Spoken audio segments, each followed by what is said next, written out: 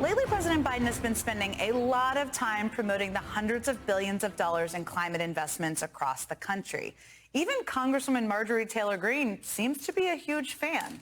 A solar panel factory in her district is now hiring more of her constituents and expanding pretty quickly, all thanks to the Inflation Reduction Act, which, in case you needed a bit of a reminder, she and the entire House GOP voted against. In an interview with Politico, Congresswoman Greene said about the solar panels, "I think they're fantastic." That's not her voice, but there you go. But besides the hypocrisy of bashing the president over government spending and then boasting about said spending in their district, some Republican presidential candidates are also downplaying, sometimes outright denying the threat of climate change. I mean, if you think of the people that are always talking about global warming and all this stuff, has there ever been one policy that they recommended that did not perfectly dovetail to what left-wingers want to do anyways? No. Now we see the rise of this new cult. Now this one looks like it's here to stay unless we do something about it, and we will. That is the climate cult in America. All right, that is this new cult that says we have to stop burning carbon here in the United States, or carbon emissions of any kind. Climate change extremists that are destroying our country. These are extremists. Remember, the biggest threat we have, according to Biden, is climate change. Our oceans will rise, 1/8 of an inch over the next 200 to 300 years, meaning you have a little more beachfront property. Big leafy greens twice the size of my face, fennel bulbs the size of my son's head, root crops 6 times larger than normal. What method that Climate cult, climate extremists. So what's to stop the next Republican president from dismantling the Biden administration's work to tackle this crisis? Take the Paris Climate Agreement, for example, which the United States joined under President Obama, and then President Trump pulled out of it. President Biden, on his first day in office, recommitted the United States to the agreement by signing an executive order. When it comes to climate policy, our country tends to take one step forward and then one or sometimes 2 steps back, depending on what party controls the White House. And that's pretty dangerous. So the stakes heading into 2024 could not be higher. But there are also big questions about what policymakers can actually do. What is preventing them from doing more to reverse all of these impacts? Joining me now is one of the most respected reporters on climate out there who's been covering this issue and specifically the role of policymakers for many years, Coral Davenport. Thank you so much for joining me today. So I wanted to start with a story you wrote about the auto industry coming out against President Biden's proposed rule to ensure that 2/3 of cars sold in the U.S. would be electric by 2032. This is pretty significant, first of all, in terms of them not being able to move forward with this. So what is the auto industry's argument? What leverage do they have in this case? Sure. So this proposed regulation is absolutely one of the biggest climate policies, not in the United States, but in the world. It would potentially lower CO2 emissions by the equivalent of 3 years of the entire U.S. economy by the 2050s. It essentially, if it were implemented, would compel the auto industry to ensure that up to 67% of new cars in the U.S. are all sold in the U.S. are EVs by 2032. This would totally transform the entire auto industry. And so auto manufacturers, not surprisingly, are saying this is too big of an ask. They don't want to do it. It's too fast. It's too fast. And essentially, the way the regulation is enforced is by how much each automaker sells. So if I'm Ford or GM or Stellantis or Toyota, I have to basically report back to the U.S. government every year what is the total emissions of all the cars that I sell.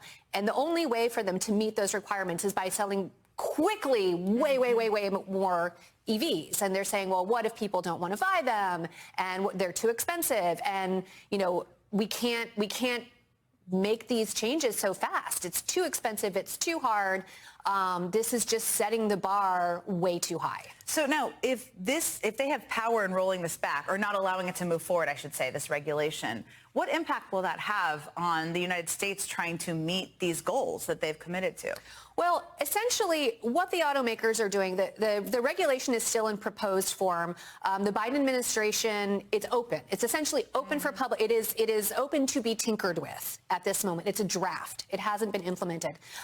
President Biden wants to see this legally finalized by next spring, after which it would be implemented and legally required. And so it's not just, the automakers have a problem with it. Another group that President Biden, as you know, listens to really closely is the UAW, the auto union, the auto workers. They are really scared of this regulation. And they didn't endorse him. They haven't endorsed him. And here's why. It's not, so the automakers have this challenge of like, what are we going to make? What are we going to sell?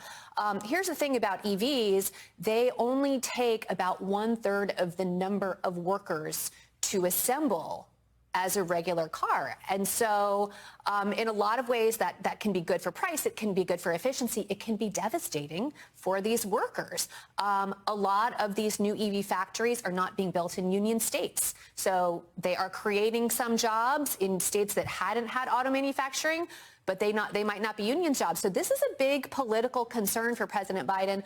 And so I think the power that these groups have is to potentially cause the president in an election year to go back to the drawing board and say, hey, maybe not so strong. Maybe we'll dial it down. Maybe we'll listen to these powerful political constituencies.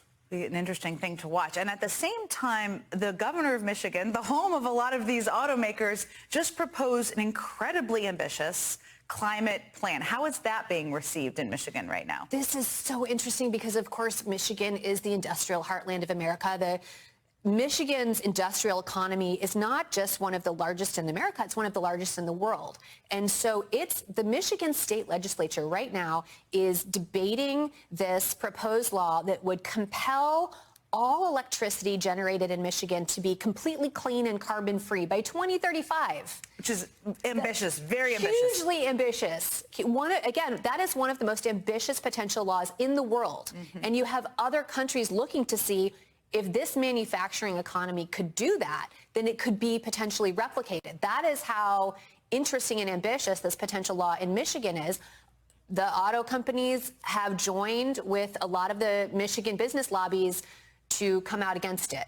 And so that's really interesting in a state, in a purple state that will be, again, hugely important in an election year. And yet right now the legislators are moving ahead. And if it happens, it would be a very big deal. And, when I talk to the Michigan legislators who are there now debating it, they hope to vote on it within a couple of months. They say, we still think we have the support of Michigan voters on this. We're going to try to push it through. Michigan, the center of a lot of this, it sounds like. So interesting. I want to ask you about another state because Farmers Insurance is announcing that they're pulling out of Florida. There have been other insurers who have pulled out of California.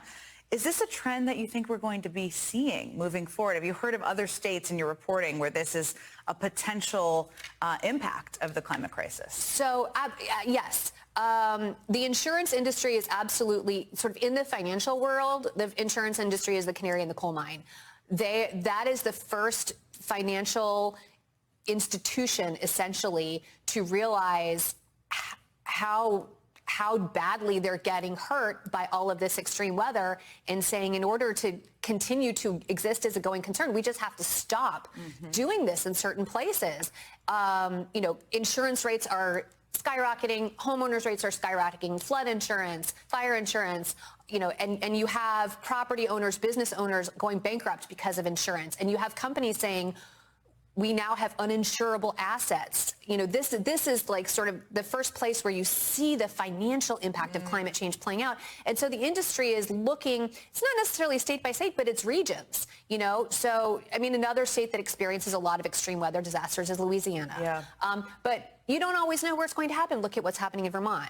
But the insurance industry is looking at the data and it's saying, where are these disasters happening more and more? Where are we having more and more uninsurable assets? And where is the balance sheet saying it's no longer viable for us to operate here?